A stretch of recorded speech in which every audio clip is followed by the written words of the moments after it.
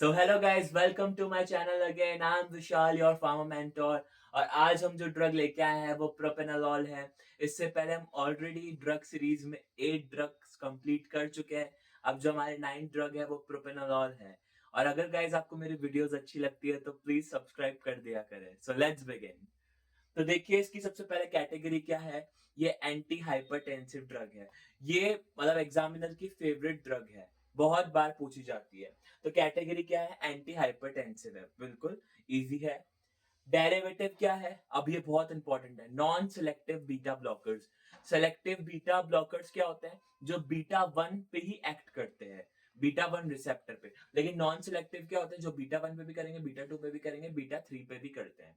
ठीक है।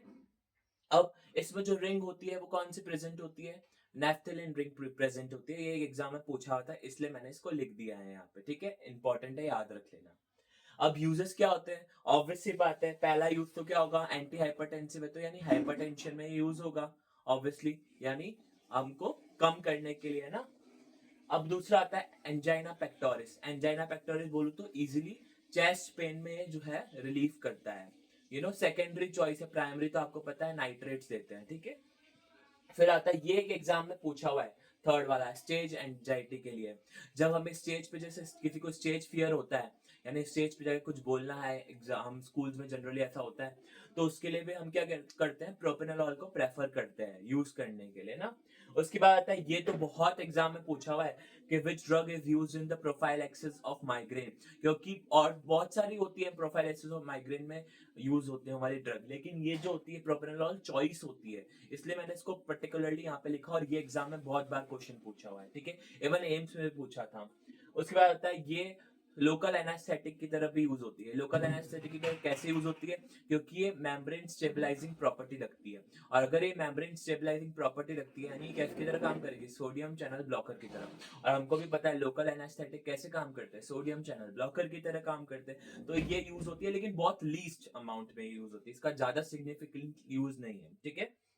उसके बाद क्या है, ये ग्लाइकोमा में भी यूज होती है। Reduces secretion of aqueous humour. तो एक्वस ह्यूमर के ये क्या करती है, सिक्रीशन को भी लो करके यूज होती है। ठीक है। अब आता है हमारा ड्रग इंटरेक्शंस, मतलब ये ड्रग कैसे दूसरे ड्रग के साथ इंटरेक्ट करती है, बहुत इंपॉर्टेंट है, इसलिए मैंने इस पे लिखा है। प्रोपेनोलॉल और लीडोकेन। तो लीडोकेन आपको पता है लोकल एनेस्थेटिक है, तो लीडोकेन अगर प्रोपेनोलॉल के साथ ले ले तो क्या करेगा, जो लीडोकेन है उसका क्लियरेंस कम कर देगा है, मतलब लीडोकेन को बाहर नहीं निकलने देगा। और लीडोकेन को बाहर नहीं निकलने देगा, कैसे नहीं निकलने देगा, क्योंकि इसके हिपैटिक फ्लो, क्योंकि हिपैटिक में मतलब लीवर में मेटाबॉलिज्म होता है तो उसको कम कर देगा, इसलिए वो निकल ही नहीं पाएगी ड्रग लीडोकेन। तो उससे क्या होगा, हमारी बॉडी में लीडोकेन की टॉक्सिसिटी हो जाएगी। उसके बाद आता है प्रोपेनोलॉल नेसेट्स के साथ। ये क्या करता है प्रोपेनोलॉल, हमारे जो प्रोटीन बाइंडिंग है, प्रोपेनोलॉल की प्रोटीन बाइंडिंग को क्या कर देता है, रिड्यूस कर देता है। और जितना काम प्रोपेनोलॉल को करना चाहिए तो वो नहीं कर पाती, और इवेंचुअली वो बाहर निकल जाती है। तो उससे क्या होगा, हमारे जो प्रोपेनोलॉल का इफेक्ट है वो कम से कम दिखेंगे। और इसमें क्या होगा, बीपी फिर बढ़ा हुआ ही रहेगा, क्योंकि इसका काम ब्लड प्रेशर को कम करना है, लेकिन ये बढ़ा हुआ ही रहेगा।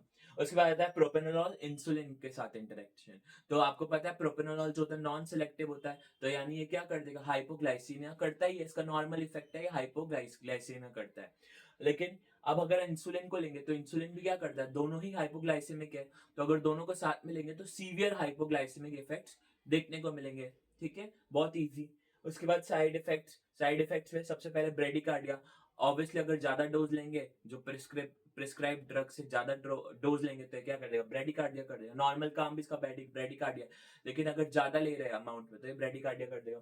सेकंड है prince metal angina, normal angina की तरह काम करेगा। चेस्ट पेन, एसटी एलिवेशन हमने पढ़ा है ना, उसमें PQRS और टी कॉम्प्लेक्स। तो एसटी कॉम्प्लेक्स में क्या कर देगा, दिक्कत कर देगा, तो उससे हमको क्या होगा, एंजाइना देखने को मिलेगा।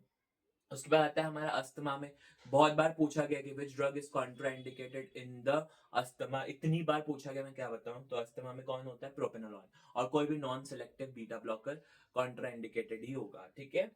फिर आता है हाइपोग्लाइसेमिया, अभी अब ऊपर एक्सप्लेन कर चुका हूँ, हाइपोग्लाइसेमिया इसका इफेक्ट होता है। उसके बाद आता है ये मसल वीकनेस भी कर देता है। ठीक है। अब जो नोट वाले पॉइंट है, जैसा कि आपको पता है, मैं नोट बताता हूँ। तो टी हाफ, इसका हाफ लाइफ कितनी होती है, 4 आवर्स की होती है। और ये क्या करता है, डिक्रीज करता है, ये एक एग्जाम में पूछा हुआ है इसलिए मैंने लिखा है, ये डिक्रीज करता है मायोकार्डियल ऑक्सीजन कंजप्शन को। सो ये कहीं ना कहीं प्रिवेंट करता है एंजाइना से। तो अगर आपको मेरी ये वीडियो यूजफुल लगी हो तो please like share and subscribe. Thank you.